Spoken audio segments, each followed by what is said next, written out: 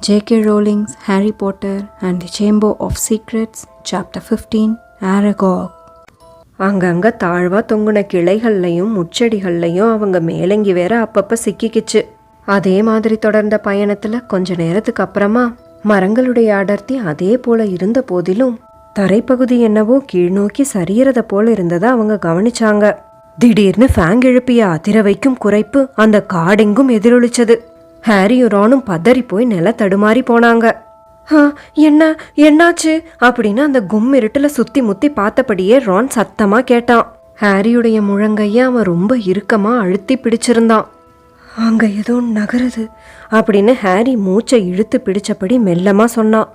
கவனிச்சு பாரு, ஏதோ பெரிய உருவம் போல தெரியுது. அவங்க கூர்ந்து கவனிச்சாங்க. கொஞ்ச தூரத்துல அவங்களுக்கு வலது புறத்துல ஏதோ ஒரு பெரிய உருவம் மரங்களுக்கு நடுவுல முட்டி மோதி தனக்கான வழிய உருவாக்கினபடியே மரக்கிளைகளை உடைச்சுக்கிட்டு வர சத்தம் கேட்டது. ஐயோ, oh no no no no no அப்படின்னு ரான் கத்த ஆரம்பிச்சான்.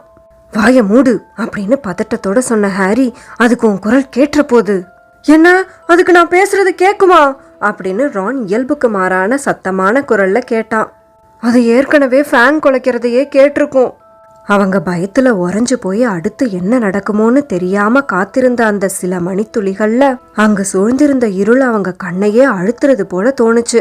ஏதோ ஒரு விசித்திரமான உருமல் சத்தத்தை போல கேட்டது. அதுக்கப்புறம் ஒரு மயான அமைதி. அது என்ன செஞ்சுக்கிட்டு இருக்குன்னு உனக்கு தோணுது அப்படின்னு ஹாரி கேட்டான். அநேகமா அது நம்ம மேல பாயிரத்துக்கு தயாராகிக்கிட்டு இருக்கலாம் அப்படின்னா ரான். அவங்க நடுங்கினபடியே கை கால்கள் எல்லாம் உறைஞ்சு போய் நகரக்கூட தைரியம் இல்லாம தரையில ஏதோ அடிச்சு வச்சது போல நின்னாங்க. சில வினாடிகளுக்கு அப்புறமா, ஒருவேளை அது அங்கிருந்து போயிடுச்சுன்னு நினைக்கிறியா அப்படின்னு ஹாரி கிசுகிசுத்தான். தெரியலையே. அப்ப அவங்களுக்கு வலது புறத்திலிருந்து திடீர்னு ஒரு பேரொளி தோன்றுச்சு. அந்த இருட்டுல அது எவ்வளோ பிரகாசமா இருந்துச்சுன்னா 2 பேருக்கும் கண்கள் கூசி போய் கைய வச்சு கண்ணை மறைச்சுக்கிற அளவு. ஃபேங் அலறினபடியே ஓட முயற்சி பண்ணுச்சு. ஆனா முச்செடிகளுக்கு நடுவுல போய் சிக்கிக்கிட்டு இன்னும் சத்தமா ஊளையிட தொடங்குச்சு. ஹாரி அப்படின்னு கத்தின ரானுடைய குரல்ல ஏதோ ஒரு நிம்மதி தெரிஞ்சிச்சு. ஹாரி, அது நம்மளோட கார் தான். என்னது, நீ என் கூட வா. ஹாரி தடுமாற்றத்தோட ரானை பின்தொடர்ந்து அந்த ஒளியை நோக்கி ஓடினான். அடுத்த கணமே அவங்க மரங்கள் இல்லாத ஒரு திறந்த வெளியே அடைஞ்சாங்க. Mister வீஸ்லியுடைய car. அடர்த்தியான மரக்கிளைகளின் கூரைக்கு கீழே பெரிய பெரிய மரங்கள் சூழ்ந்த வட்டத்துக்கு நடுவுல முகப்பு விளக்குகள் பிரகாசமா எரிய ஆளில்லாத அந்த கார் நின்னுகிட்டு இருந்தது.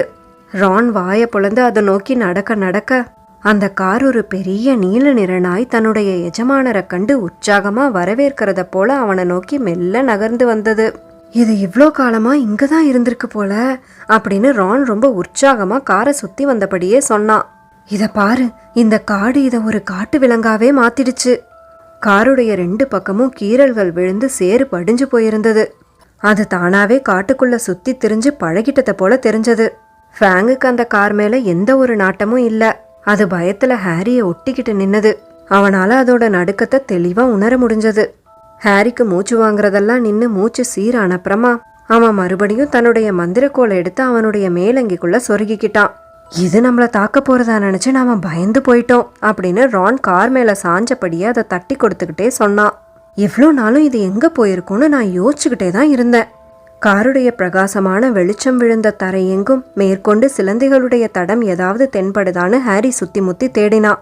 ஆனா அது அத்தனையும் முகப்பு விளக்கின் பிரகாசமான வெளிச்சத்துல விலகி ஓடி போய் மறைஞ்சிருந்தது. நாம அதுங்களோட தடயத்தை தொலைச்சிட்டோம், வா மறுபடியும் போய் தேடுவோம் அப்படின்னா ஹாரி.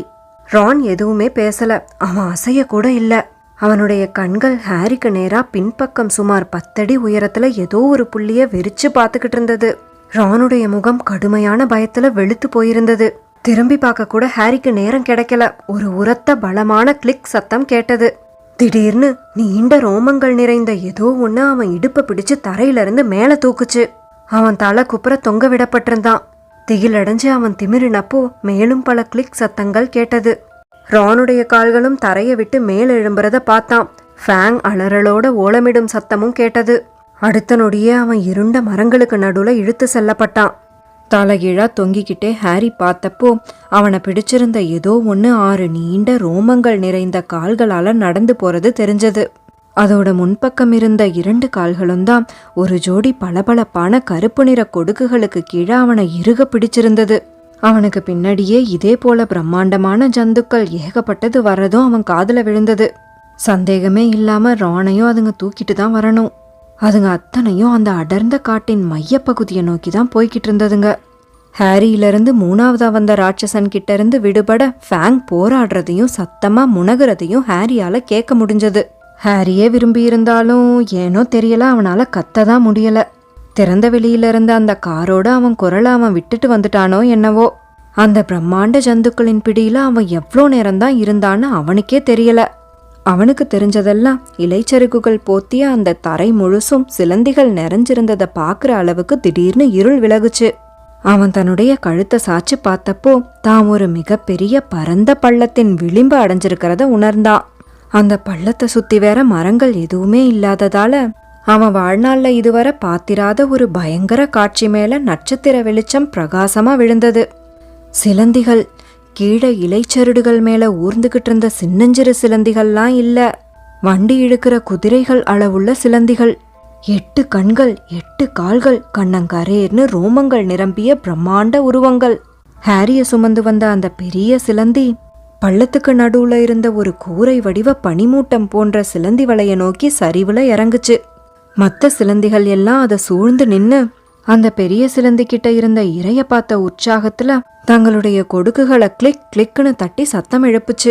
அந்த சிலந்தி அவனை விடுவிச்சதும் ஹாரி கைய கால பரப்பினபடி தரையில வந்து பொத்துன்னு விழுந்தான். ரானும் ஃபேங்கும் அடுத்தடுத்து அவனுக்கு பக்கத்திலேயே தொப்பு தொப்புன்னு வந்து விழுந்தாங்க. ஃபேங் இப்ப சுத்தமா கொலைக்கல, பயத்துல ஒடுங்கி போய் அப்படியே கிடந்தது. ரானும் ஹாரியுடைய மனநிலையிலே தான் இருந்தான். அவனுடைய வாய் அகல விரிஞ்சு ஒரு சத்தமில்லா அலறல வெளிப்படுத்துச்சு. பயத்துல கண்கள் பிதுங்கி இதோ வெளியே வந்துருங்கிற நிலைமையில இருந்தது.